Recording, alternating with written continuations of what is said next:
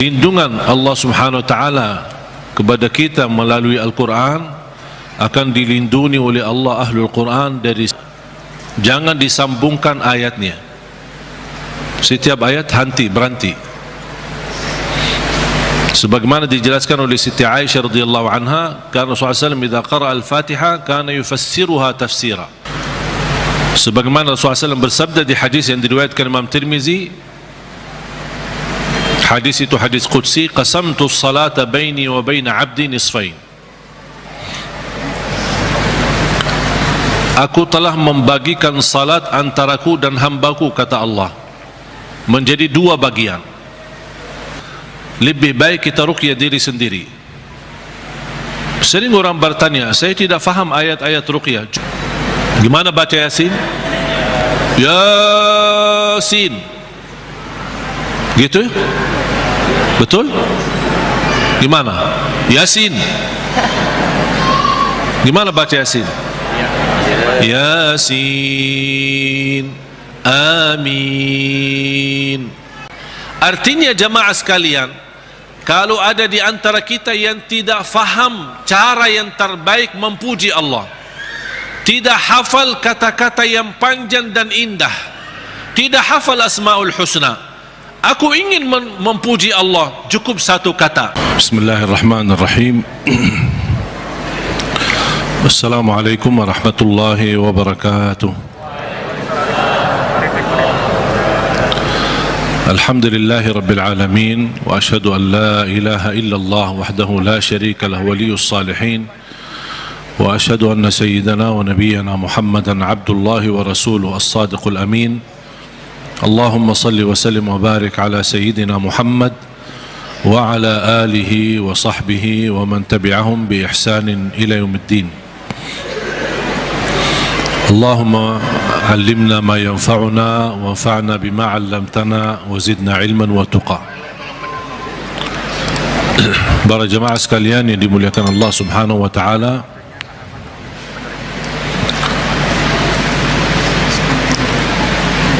begitu luar biasa kemuliaan Al-Quran untuk kita. Kita terpilih menjadi umat Nabi Muhammad sallallahu alaihi wasallam, menjadi ummatul Quran. Quran yang abadi, Quran yang suci, dijamin tidak ada celah di dalamnya, tidak ada kesalahan, tidak ada kebatilan. Bahkan dalam lindungan Allah Subhanahu wa taala, dari bentuk makna, arti, isinya, tulisannya, halam-halamannya, dan semua dilindungi oleh Allah Subhanahu wa taala. Sebagaimana janji Allah, inna nahnu nazzalna dzikra wa inna lahu lahafizun. Kami telah menurunkan Al-Quran dan kamilah yang menjaganya. Termasuk terjaga Ahlul Quran. Bukan hanya Al-Quran sendiri yang terjaga, tetapi Ahlul Quran pun dijaga oleh Allah Subhanahu wa taala. Bahkan salah satu lindungan Allah Subhanahu wa taala kepada kita melalui Al-Quran, akan dilindungi oleh Allah Ahlul Quran dari siksa neraka Jahannam.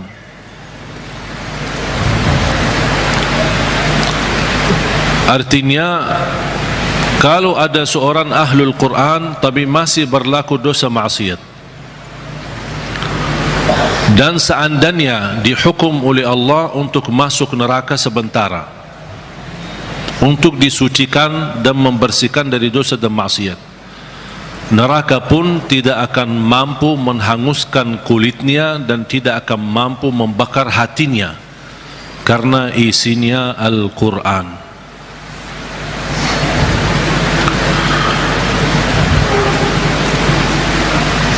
Banyak kelebihan Al-Quran untuk kita. Surah yang paling agung di dalam Al-Quran suratul Fatihah. Ayat yang paling agung di dalam Al-Quran ayat Al-Kursi. Suratul Fatihah, kalau boleh saya artikan dialog sama Allah, berdialog dengan Allah. Setiap satu ayat kita baca, Allah jawab kita. Makanya disunnahkan kalau kita baca suratul Fatihah, jangan disambungkan ayatnya. Setiap ayat berhenti. Sebagaimana dijelaskan oleh Siti Aisyah radhiyallahu anha, karena Rasulullah SAW idza qara'a al-Fatihah kana yufassiruha tafsira. Ketika Rasulullah SAW membaca suratul Fatihah, seperti dia mentafsirkan suratul Fatihah, saking pelan-pelan dan bertahap-tahap membaca ayat-ayatnya suratul Fatihah, menunjukkan beradab sama Allah Subhanahu wa taala, kehormatan, karena dia sedang berdialog dengan Allah melalui bacaan suratul Fatihah. Sebagaimana Rasulullah SAW bersabda di hadis yang diriwayatkan Imam Tirmizi, hadis itu hadis qudsi, qasamtu salata baini wa baina abdi nisfain. Aku telah membagikan salat antaraku dan hambaku, kata Allah, menjadi dua bagian. Dan yang dimaksud kata as-salat di hadis ini adalah suratul Fatihah. Ternyata suratul Fatihah memiliki banyak nama. Disebutkan nama di antara lain Al-Fatihah, Ummul Kitab, Ummul Quran, As-Salah, Asy-Syafiyah, Ar-Raqiyah, Al-Waqiyah, menyembuh segala penyakit, melindungi dari segala bahaya, gangguan, godaan,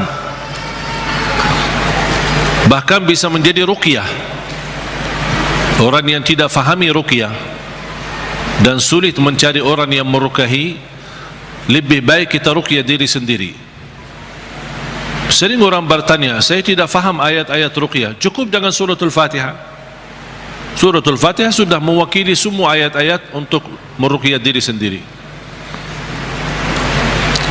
menjadi rutin dibaca. Boleh jadi wirid, setiap hari kita baca Al-Fatihah 10 kali, 20 kali, 100 kali, semampu kita. Jadi wirid, keberkahannya luar biasa.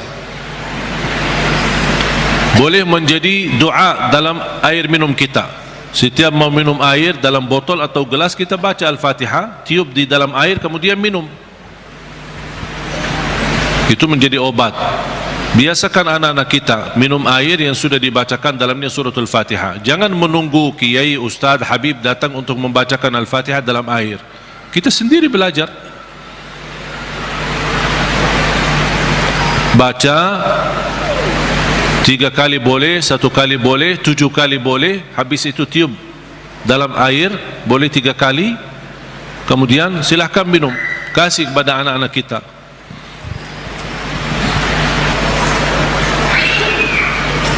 Al-Fatihah sebagai obat menyembuhkan penyakit kita.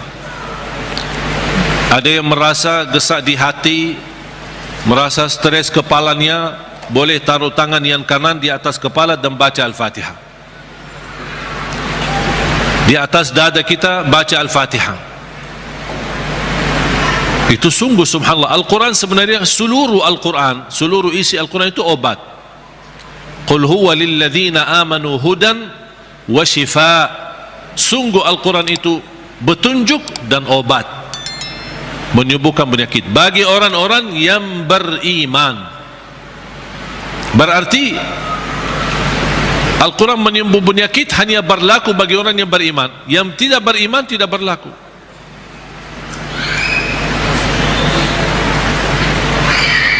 Dan banyak hadis yang menunjukkan Al-Fatihah itu sebagai ruqyah. Sebagaimana hadis Abu Musa Al-Ash'ari radhiyallahu an, ketika mengobati seorang kepala kampung yang sambat sakit, kemudian dibacakan Al-Fatihah, kemudian faka'annama nashita min iqal, sampai dia sembuh seperti tidak pernah sakit sebelumnya. Dan mereka mencerita ketika mereka pulang ke Madinah bertemu Rasulullah SAW, mereka mencerita apa yang terjadi bersama orang kampung. Di antaranya kepala kampung yang sedang sakit, dibacakan Al-Fatihah, dia sembuh. Rasulullah SAW bersabda, "Wa ma yudrika annaha ruqyah." Dari mana wahai Abu Musa kamu tahu itu ruqyah?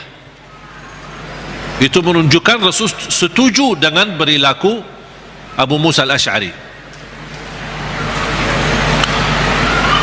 Kembali kepada hadis yang diriwayatkan Imam Tirmizi, hadis yang qudsi, qasamtu salata baini wa baina abdi nisfain. Aku telah membagikan salat antaraku dan hambaku. Ini Allah yang sedang bicara di hadis qudsi itu. Berarti salah satu nama suratul Fatihah As-Salah namanya. Kenapa dinamakan As-Salah? Karena tidak sah salat kita tanpa suratul Fatihah. Qasamtu salata baini wa baina abdi nisfain. Aku telah membagikan salat itu antaraku dan hambaku dua bagian. Fa idza qara'a abdi alhamdulillahi rabbil alamin qala Allah hamadani abdi. Ketika hamba berkata alhamdulillahi rabbil alamin qala Allah, Allah jawab. Cuba bayangkan jemaah sekalian, setiap satu ayat dari suratul Fatihah kita baca, Allah jawab kita. Makanya layaknya adab yang sempurna, jangan sambungkan suratul Fatihah. Allah jawab, kita hayati jawaban Allah Subhanahu wa taala. Alhamdulillahi rabbil alamin. Allah menjawab, hambaku telah memujiku.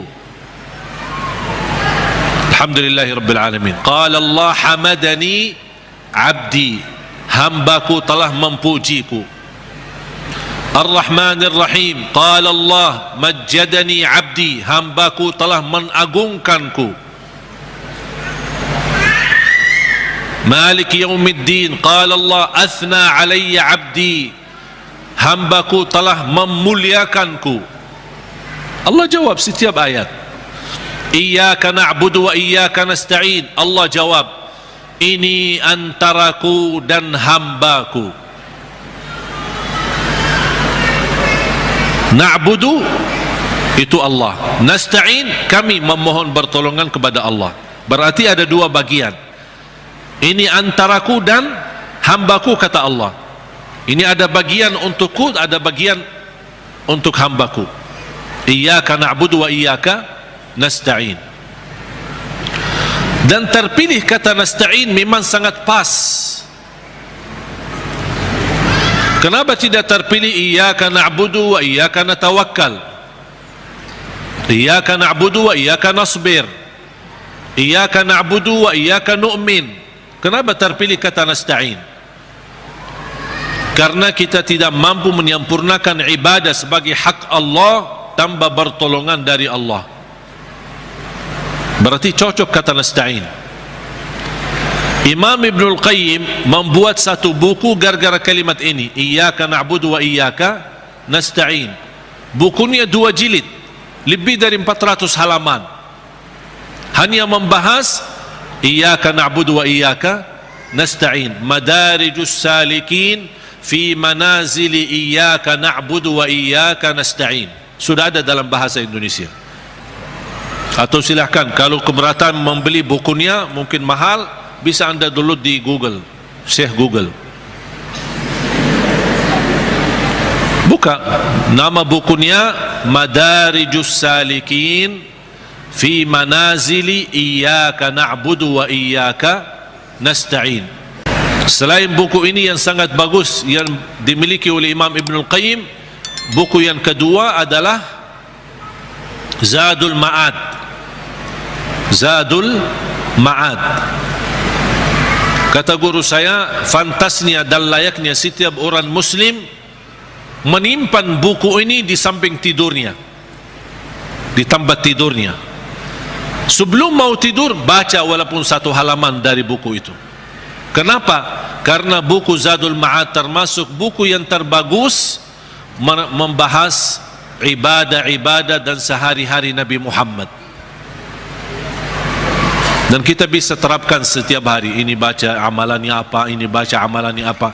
Gimana tidurnya Rasul, gimana ibadahnya Rasul, gimana zikirnya Rasul, gimana makanannya Rasul, gimana perginya dan jalannya Rasul. Itu semua dibahas dalam buku itu, Zadul Ma'ad.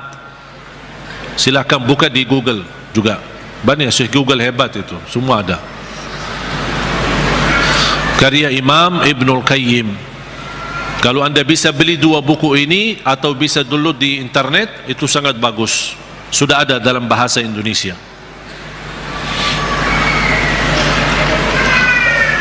Iyyaka na'budu wa iyyaka nasta'in. Qala Allah, ini antaraku dan hambaku, dan apapun yang hambaku minta aku berikan.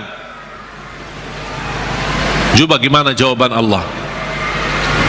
Iyyaka na'budu wa iyyaka nasta'in, ini antaraku dan hambaku, apapun hambaku meminta aku berikan. Habis itu apa yang diminta oleh hamba? Minta apa? Ihdinas siratal mustaqim. Tetap Allah masih jawab, ini untuk hambaku. Ihdinas siratal mustaqim, siratal ladzina an'amta alaihim. Allah jawab, ini untuk hambaku. Ghairil maghdubi alaihim waladdallin, ini untuk hambaku. Artinya Allah kabulkan doanya, karena ini doa. Makanya kita tutupi amin. Apa arti amin? Allahumma stajib, ya Allah mohon diterima. Itu makna amin. Mohon ya Allah, terima permohonan kami. Allah menjawab, ini untuk hambaku. Artinya Allah jawab dan kabulkan doa kita. Makanya ketika kita baca Al-Fatihah, kita merasakan berdialog dengan Allah. Dan suratul Fatihah, dua macam doa ada di dalamnya. Ada dua macam doa. Doa ibadah dan doa masalah. Bukan masalah ya. Masalah.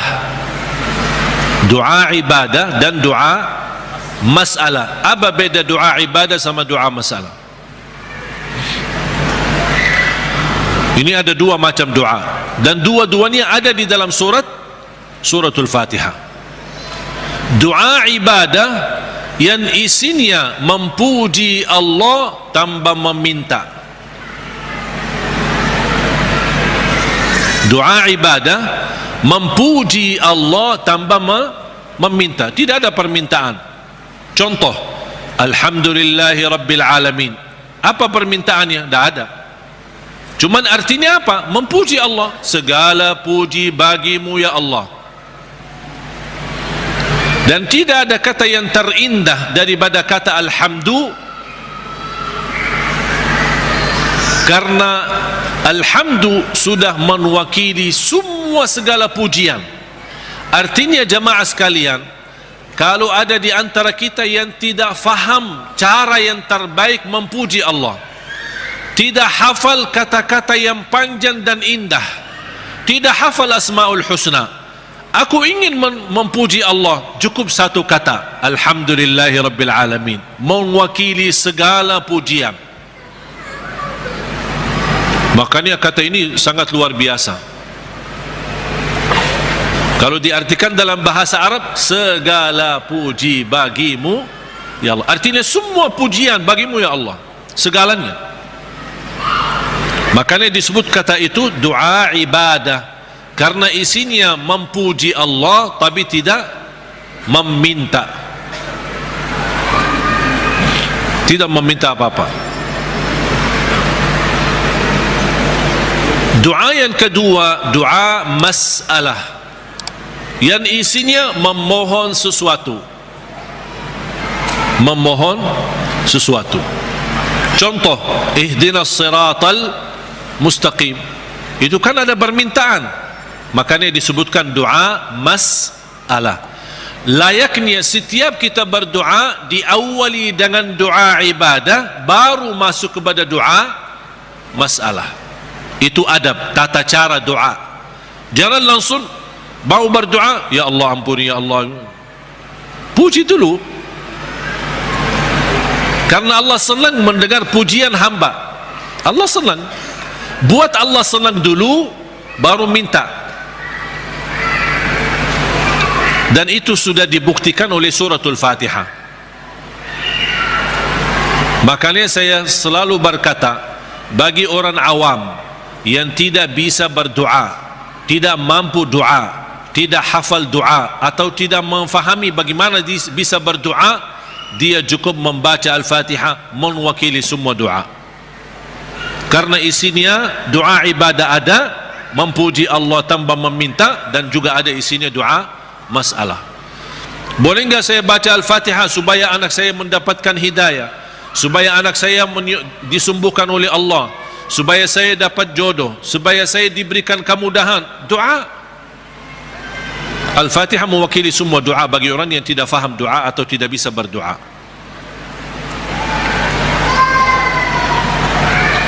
Jadi diawali doa kita dengan ibadah atau doa ibadah yang isinya memuji tanpa meminta, baru masuk ke tahap yang kedua, doa masalah, memohon kepada Allah Subhanahu wa taala. Dan juga tolong jemaah sekalian perhatikan, habis dibacakan Al-Fatihah sampai iyyaka na'budu wa iyyaka nasta'in, belum meminta apa-apa. Kita memuji Allah, mengagungkan Allah, memuliakan Allah, kemudian kita mengaku sebagai hamba Allah, dengan kita ikrarkan iyyaka na'budu, itu hakmu ya Allah, dan kami memohon pertolongan. Dan pertama permohonan bertolongan kepada Allah, dan yang terbaik pertolongan yang kita mohonkan kepada Allah adalah minta hidayah kepada jalan yang lurus. Jemaah sekalian, ayat Al-Fatihah disusun itu betul-betul rapi, tidak sembarangan kata-kata yang terpilih, termasuk meminta hidayah. Kalau kita dapat hidayah, segala urusan kita beres. Karena kata ihdinas siratal mustaqim bukan berarti kita memohon hidayah kepada jalan yang lurus dalam hal agama, itu tidak, bukan hanya itu saja. Tapi ihdinas siratal mustaqim dalam mengurusi rumah tangga, ihdinas siratal mustaqim dalam mendidik anak, ihdinas siratal mustaqim dalam mencari nafkah dan rezeki, ihdinas siratal mustaqim dalam kehidupan kami sehari-hari, ihdinas siratal mustaqim dalam beribadah, ihdinas siratal mustaqim dalam ikhlas, ihdinas siratal mustaqim dalam sabar, ihdinas siratal mustaqim dalam syukur.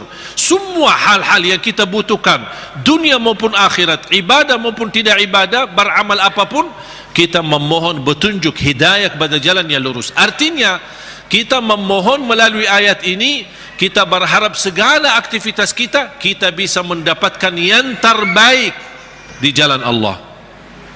Ihdinas siratal mustaqim, berilah Allah petunjuk kepada jalan yang lurus, yang terbaik. Yang terbaik ikhlas, yang terbaik rumah tangga, yang terbaik mendidik anak, yang terbaik dalam menjaga diri, yang terbaik melindungi diri, yang terbaik mencari nafkah dan rezeki, yang terbaik mencari kerjaan yang baik, yang terbaik dalam beribadah, yang terbaik dalam tahajud, yang terbaik dalam majlis ilmu, yang terbaik dalam menghafal Al-Quran. Semua kita berharap melalui ihdinas siratal mustaqim sudah termasuk segala yang kita inginkan, dan kita hanya meminta bukan sesuatu yang baik, tapi yang terbaik. Ihdinas siratal mustaqim.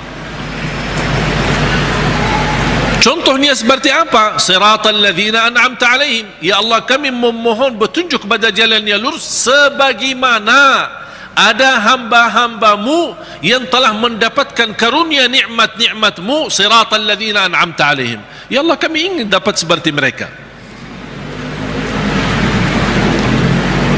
Seperti Sayyidina Abu Bakar, seperti Sayyidina Umar, seperti Sayyidina Utsman, seperti Sayyidina Ali, seperti Siti Khadijah, seperti Siti Aisyah. Kita ingin seperti mereka. Siratal ladzina an'amta alaihim. Janganlah ya Allah seperti orang-orang yang dimurkai oleh Allah atau orang yang tersesat. Ghairil maghdubi alaihim waladdallin. Ya Allah jauhkan, lindungilah kami dari situ, dari hal-hal yang mendapatkan kemurkaanmu. Kami tidak mau. Kami mau sebagaimana hamba-Mu yang telah menerima karunia nikmat-nikmat. Siratal ladzina an'amta alaihim, itu yang kami mau ya Allah. Tapi jangan di jalan orang-orang yang dimurkai Allah. dan orang-orang yang tersesat. Apa beda al-maghdubi alaihim waladdallin? Bedanya apa? Orang yang dimurkai Allah sama orang yang tersesat. Orang yang dimurkai Allah yang memiliki kemampuan ilmu tapi tidak menggunakan ilmu untuk mendekatkan diri kepada Allah, sombong. Mereka berilmu tapi sayang sekali ilmu yang mereka dapatkan hanya ingin menunjukkan kelebihan diri, menunjukkan dirinya sebagai orang yang hebat, bukan untuk digunakan untuk mendekatkan diri kepada Allah. Dan ketua umum majlis ghail al-maghdubi alaihim orang Yahudi. Ketua umum majlisnya orang Yahudi. Yahudi adalah kelompok atau golongan yang berilmu tapi mereka mendapatkan kemurkaan Allah karena mereka tidak pernah menggunakan ilmu tersebut. Justru kecerdasan mereka dengan kehebatan ilmu mereka, mereka menggunakan untuk susahkan umat. Paling hebat ilmu ekonomi Yahudi, paling hebat ilmu media Yahudi. Makanya sekarang mereka seluruh media itu dimiliki oleh Yahudi. Ekonomi dunia dikuasai oleh Yahudi karena mereka punya ilmu. Tapi mereka kenapa kuasai? Bukan untuk digunakan untuk kemudahan bagi manusia, tapi justru mereka menggunakan untuk kemanfaatan buat mereka sendiri. Makanya Allah murka terhadap mereka. Waladdallin, orang-orang yang tersesat, yang suka mengamalkan amalan-amalan tapi tidak ada ilmunya. Kenapa kamu lakukan? Tidak tahu. Saya cuma suka itu, tapi tidak ada ilmunya. Contohnya ketua umum majlis waladdallin adalah Nasrani. Nasrani ahli ibadah, beda sama orang Yahudi. Kalau Yahudi ahli ilmu, kalau Nasrani ahli ibadah. Bahkan mereka menggunakan rahbaniyah, memaksakan diri beribadah sepanjang hari. Sampai ada yang mendiamkan diri di sebuah tempat yang tidak bisa ditinggalkan, tidak mau nikah, tidak mau makan daging, tidak mau makan ini segala. Ini semua dilakukan oleh mereka. Itu yang tidak ada dasarnya, berlebih-lebihan. Islam melarang kita berlebih-lebihan beribadah. Sebagaimana ada 3 orang ketika datang ke Madinah mendengar betapa ibadah Rasulullah SAW, sambil salat tahajud, sambil bangka kakinya. Kita pernah enggak bangka kaki kita? Pernah, ketika begal, capek urus dunia, bukan karena tahajud. Bagaimana SAW puasanya, gimana SAW tahajudnya, gimana SAW ibadahnya. Ada 3 orang mendengar berita-berita, sambil mereka merasa, aduh, kalau Nabi Muhammad begitu luar biasa ibadahnya, gimana kita? Sambil ada di antara mereka yang berkata, kalau memang begitu ibadah Rasulullah SAW, saya akan berpuasa, tidak akan buka. Artinya mau berpuasa setiap hari, sepanjang hayatnya, sepanjang hidupnya. Bukan tidak makan sama sekali, tetap makan, tapi maksudnya setiap hari mau puasa sampai mati. Yang satu lagi kata orang, saya akan tahajud, tidak akan tidur. Yang ketiga berkata, saya tidak akan nikah,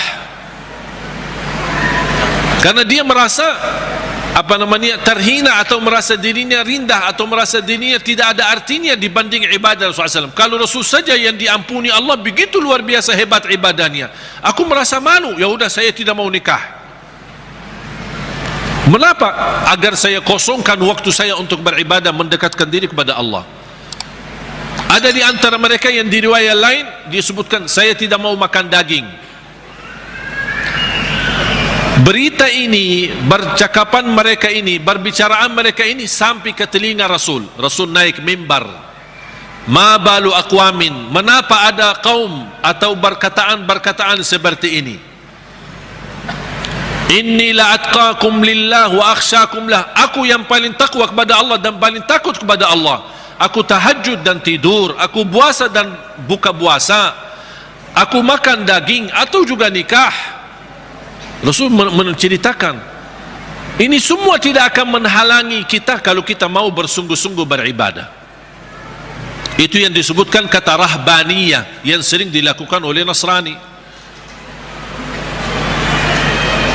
Makanya kita memohon petunjuk pada jalan yang lurus, tapi jangan sampai kepada jalan yang dimurkai Allah atau jalan yang tersesat.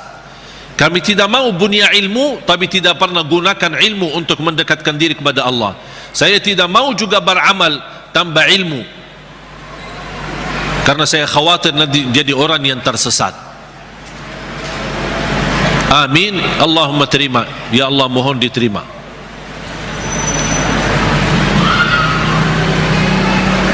Oleh karena itu jemaah sekalian dimuliakan Allah Subhanahu wa taala, coba betapa mulianya suratul Fatihah.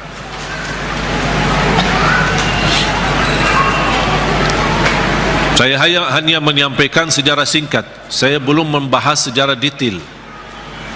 Mulai dari Bismillahirrahmanirrahim, mulai dari Alhamdu, bagaimana, kenapa ada al dan apa arti daripada al, kenapa terpilih Alhamdulillahirrabbilalamin menjadi ayat yang pertama.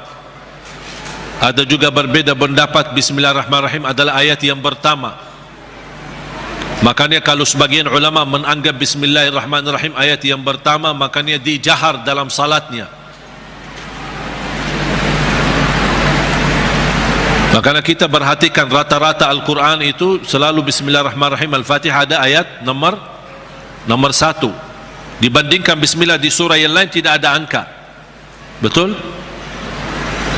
Karena itu berbeda pendapat antara ulama. Apakah Bismillah itu salah satu ayat dari suratul Fatihah atau tidak?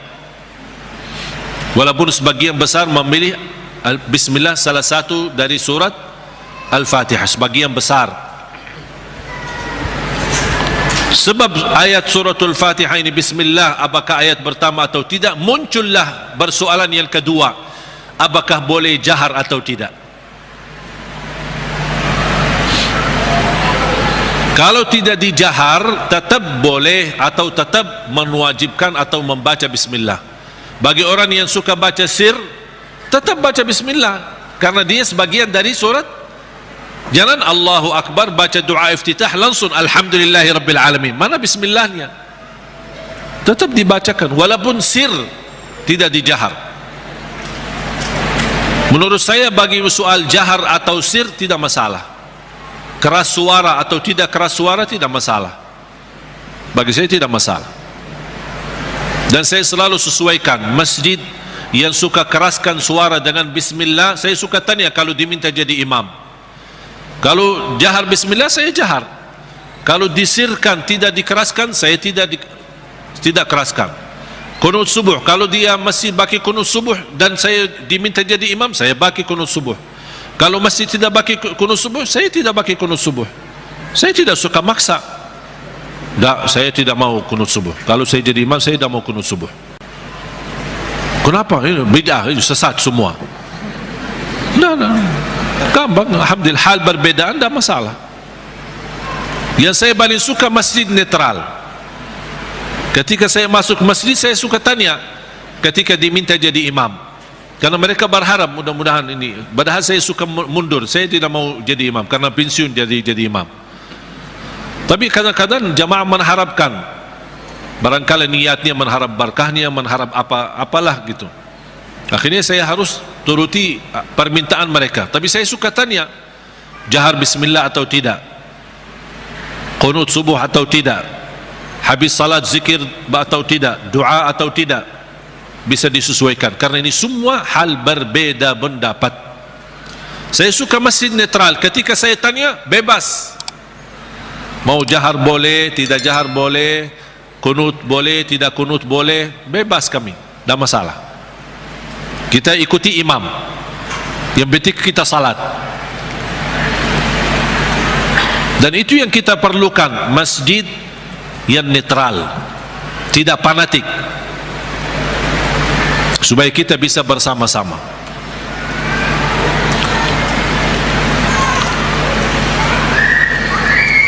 Bismillahirrahmanirrahim. Kalau kita hitungkan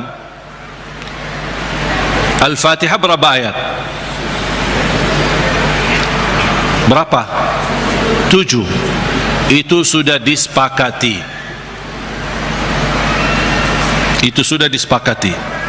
7 ayat. Sekarang gimana kita bisa jelaskan? Kalau bismillah sebagian dari suratul Fatihah, gimana kalau kita hitungkan ayatnya? Ayo kita mari sama-sama hitung. Bismillahirrahmanirrahim 1. Alhamdulillahirabbil alamin 2. Ar-Rahmanir-Rahim 3. Maliki yaumiddin 4. Iyyaka na'budu wa iyyaka nasta'in 5. Ihdinas siratal mustaqim 6. Berarti tinggal berapa? 1 ayat. Siratal ladzina an'amta 'alaihim ghairil maghdubi 'alaihim waladdallin 1. Berarti jadi berapa? 7. Bagi ulama yang pendapat bismillah tidak sebagian dari suratul Fatihah, tidak dihitung sebagian dari ayat suratul Fatihah, berarti ayo coba kita hitung. Kalau dikeluarkan bismillah, mari kita hitung ayat pertama apa? Alhamdulillahirabbil alamin 1. Terus Ar-Rahmanir-Rahim 2. Terus 3. 4. 5.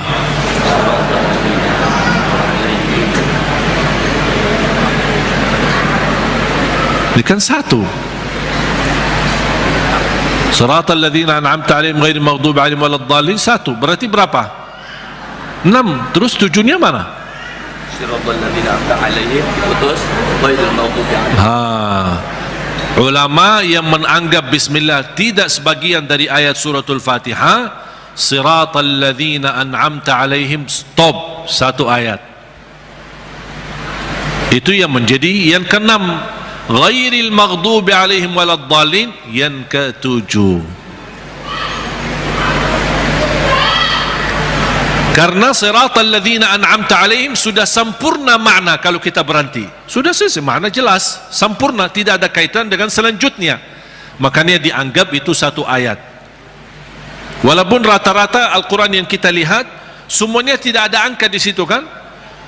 Karena apalagi yang di Madinah yang menuliskan Al-Quran ini, salah satu ulama namanya Syekh Uthman Taha, penulis Al-Quran di kota Madinah, dia mengikut mazhab Imam Syafi'i. Makanya dia menuliskan bismillah ayat nomor pertama. Dan itu yang diberlakukan oleh sebagian besar di mana-mana, di Mesir, di mana-mana selalu Al-Quran kita perhatikan selalu bismillah ayat yang pertama. Yang saya ingin sampaikan, yang kita sudah fahami, Al-Fatihah 7 ayat. Jahar bismillah, tidak jahar bismillah itu tidak masalah. Yang penting kita bisa memperhatikan bacaan-bacaan kita, khususnya suratul Fatihah. Kalau bisa berlahan-lahan, bertahap-tahap, tidak sambungkan ayatnya, karena kita ingin menhayati, berdialog dengan Allah subhanahu wa ta'ala. Sudah jelas? Oleh karena itu jamaah sekalian, mari kita sama-sama belajari dalami suratul Fatihah, surah yang paling agung di dalam Al-Quran, surah yang luar biasa, memiliki keistimewaan, memiliki keberkahan yang dahsyat. Jangan kita hanya membaca sampai 17 kali di dalam salat fardu tapi tidak merasakan sedikit apapun dalam hati kita.